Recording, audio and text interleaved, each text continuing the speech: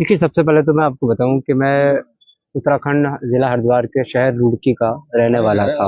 यहाँ पे ये मेरी मातृभूमि है और मेरा नाम जो है सदाकत अली कुरैशी था। अब मुझे लोग एक्स मुस्लिम समीर के नाम से जानते हैं।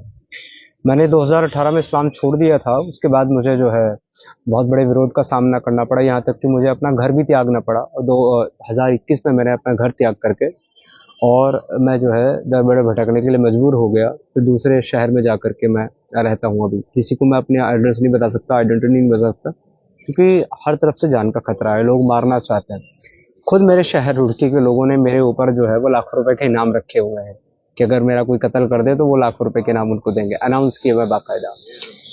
तो जब मैं छोड़ कर के 2021 में अपना घर चला गया था, उसके बाद मैंने श्रीमद् भगवत गीता को मैंने अध्ययन किया और 2022 में मैंने आर्य समाज के माध्यम से घर वापसी की।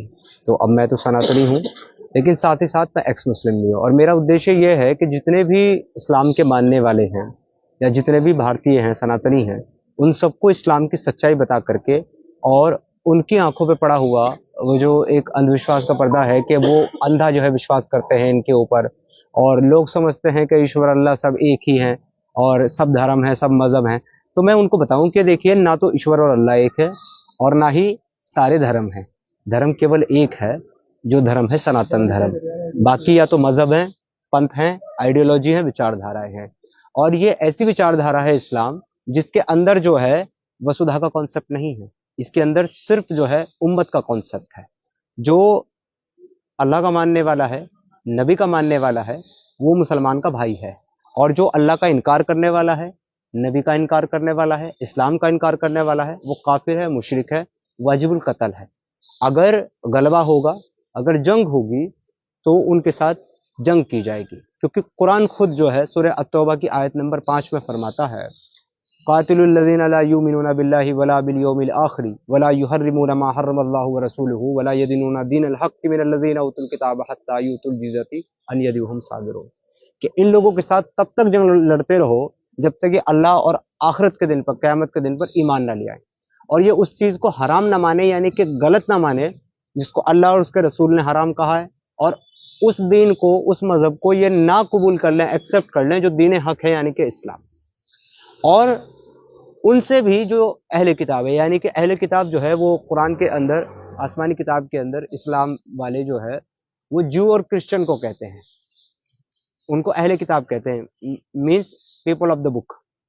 तो उनके बारे में कहा है कि अगर ये तुम्हारे कब्जे में रहें, यानी कि तुम्हारी हुकूमत में रहें, जहां मुसलमानों की ताकत है और हुकूमत कायम है, तो अगर ये अपना मजहब बदलना ना चाहें और मुसलमान ना होना चाहें तो इनसे जिजिया वसूल करें। और आप देखें कि जब जब इस्लामिक रूल रहा है दुनिया में कहीं भी, अब हमारे भारत में खुद देख लें, औरंगजेब रहा, बाबर रहा, ये जो बादशाह रहे, इन सब ने जिजिया वसूल किया।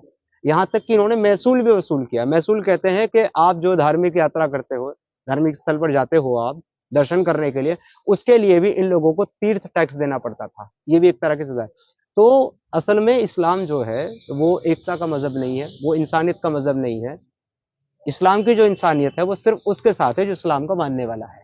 जो इस्लाम का मानने वाला नहीं है उसके साथ इस्लाम का कोई ताल्लुक नहीं है, क्योंकि जो है आसमानी किताब चीख चीख करके कहती है, ला यत्तखिजुल मोमिनीना औलिया मिन दुनिल मोमिनीन। और किसी भी मुसलमान को मुसलमान के अलावा किसी काफिर को अपना दोस्त नहीं बनाना चाहिए। वलौ शाअ रब्बुका लमन मन फिल अर्दी। और जिसने भी ऐसा किया उसका अल्लाह के साथ कोई ताल्लुक, कोई संबंध नहीं है। आज आप देखो, अगर कोई ये कहता है कि मैं मुसलमान हूं, मैं अल्लाह का मानने वाला हूं, लेकिन मैं हिंदुओं को अपना भाई मानता हूं, मैं भाईचारे में विश्वास रखता हूं, तो या तो वो झूठ बोल रहा है, धोखा दे रहा है, या तो वो जो है जानता ही नहीं है कि उसका मजहब इस्लाम उसको क्या कहता है। क्योंकि डीएनए तो हम सबका वही है ना, सनातन। हमारे अंदर कट्टरता नहीं है। आप एक मुस्लिम की शादी देख लो, आप एक सनातनी की शादी देख लो, वहां रीति रिवाज अरब वाले नहीं होते हिंदुस्तान में मुस्लिमों की शादी में। वहां पे मंडा भी होता है, वहां पे मेहंदी की रस्म भी होती है, वहां पे गीत भी गाए जाते हैं, सब काम तो कर रहे हैं। तो ये इस्लाम का कल्चर नहीं है, ये अरब का कल्चर नहीं है।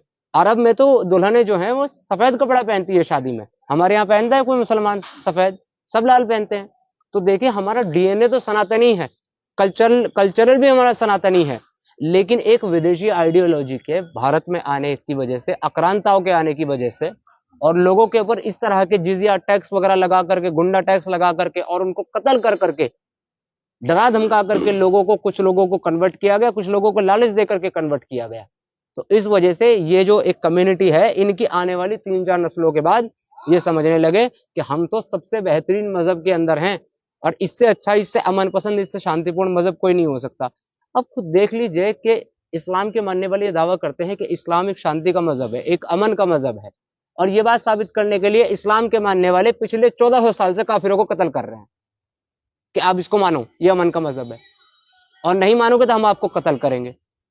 तो ये एक विचारधारा, एक आइडियोलॉजी है ऐसी, और ये विचारधारा, ये आइडियोलॉजी जहां जहां जाएगी, ये वहां वहां केवल और केवल अपने स्क्रिप्चर को फॉलो करेगी, अपनी इस्लामिक मान्यताओं को, तालीम को फॉलो करेगी, और ये सारी दुनिया के अंदर फसाद और झगड़ा और एक्सट्रीमिज्म और टेररिज्म को फैलाने वाली आइडियोलॉजी है।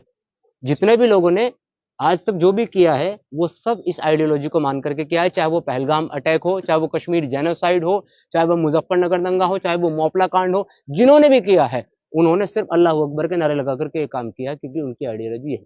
कितने लोग आपके साथ शामिल हुए हैं आज और क्या उद्देश्य लेके चल रहे हैं कि आपको लगते होंगे?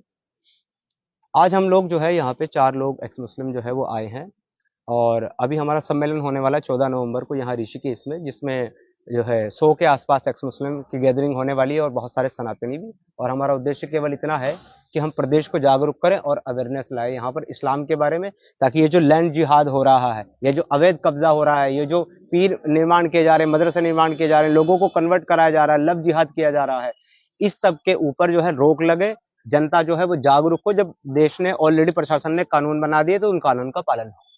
धन्यवाद। और कहाँ पहुंचे आज आप, पहले ये बताइए। ये आज ऋषिकेश में पहुंचे। मेरा नाम सलीम वास्तिक है और हम ऐसे आदमी हैं जिन्होंने इस्लाम को समझ लिया और समझने के बाद उसकी कुरीतियों को छोड़ दिया और अब अपने मुसलमान भाइयों को उसके बारे में सच से अवगत कराते हैं कि ये अल्लाह की किताब नहीं है, क्योंकि इस्लाम ने हिंदुस्तान को चारों तरफ से घेर रखा है।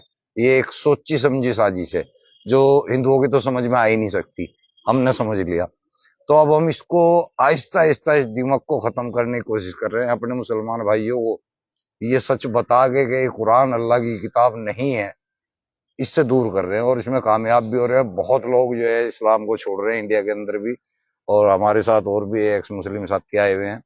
ये भी इसी तरह से पहले मुसलमान थे जिस तरह से हम थे, और अब ये लोग भी इस्लाम को छोड़ चुके हैं और इसी तरह से प्लेटफॉर्म के ऊपर जा जाके लोगों को अवेयर कर रहे हैं, उनको जगा रहे हैं, उनको समझा रहे हैं कि इस्लाम हमारा मजहब नहीं है, ये एक विदेशी कल्ट है, ये एक विदेशी मजहब है जो हमारे ऊपर थोपा गया है जबरन। कभी हमारे पूर्वज हिंदू हुआ करते थे, हम उन्हीं पूर्वजों की संतान है जो कि कभी हो सकता है तलवार के दम पर, हो सकता है सलवार के दम पर हिंदू से मुस्लिम हुए। अब हमें मौका मिला है तो हम इसमें कदम उठा रहे हैं जी। आप कहाँ के रहने वाले हैं? मैं दिल्ली लोनी गाजियाबाद। तो जिस प्रकार से आपने कदम उठाया है, क्या आपको लगता नहीं है कि जो मुस्लिम समुदाय के लोग हैं वो आपका इसका विरोध करेंगे, आपको बाहर करने की कोशिश करेंगे? हाँ, होगा, सब कुछ होगा। अब डर के तो पीछे नहीं हटा जा सकता। जब भी कोई क्रांति आती है तो उसमें कुर्बानियां भी होती हैं, हो सकता है जान की कुर्बानी हो जाए। ऐसे जितने भी बदलाव हुए हैं वहां पे कुर्बानियां जरूर हुई हैं। अच्छा, सुनना है तो क्या कहना चाहेंगे आप, किस उससे आते हैं, समुदाय से, उसमें रखते हैं? हम सुन्नी समुदाय से हैं, सुन्नियों के अंदर भी 4 हैं। हम देवबंदी है, तो देवबंदी फिरके से होते हुए मैंने इस्लाम को छोड़ा। तो क्या आप सनातन को कबूल कर चुके हैं? देखिए, सनातन क्या है, कर्तव्य हमारे एक दूसरे के प्रति, जीवों के प्रति, कुदरत के प्रति, हवाओं के प्रति, पानी के प्रति, पहाड़ों के प्रति, तो ये कर्तव्य हमारे नस नस में होने चाहिए और सनातन को कबूल करने के लिए जरूरी नहीं है कि कोई प्रक्रिया की जाए, उसको आप अपने जीवन में उतार सकते हैं। सनातन ये धर्म है धारण करने योग्य जी। तो प्रदेश में, उत्तराखंड में भी किसी प्रकार का कोई आप कार्यक्रम चलाएंगे इस प्रकार का? हाँ, उसी के लिए आए हैं। अब 14 तारीख को हम यहाँ पे पूरी एक गोष्ठी करेंगे और उसके बाद यहाँ कैसे उत्तराखंड को इस चीज से बचाना है उसकी कोशिश हम अपनी तरफ से करेंगे। जो काम आपने कदम उठाया है, अभी तक आपके साथ ऐसे कितने मुस्लिम और साथी हैं जो अभी तक सनातन को अपनाने के लिए तैयार हैं? बहुत हैं, गिनती नहीं है कोई गिनती नहीं है, गिनती से बाहर है। तो अगर विरोध होगा तो ऐसा तो नहीं कि पीछे आप हटें और फिर सनातन। नहीं, हम तो नहीं हटेंगे पीछे, हमारे पास तो कोई कारण भी नहीं है हटने का। हम तो अपनी जान पे खेल के लगे हैं। हमें कोई स्पेशल यहाँ पे कोई इनाम नहीं मिल रहा है।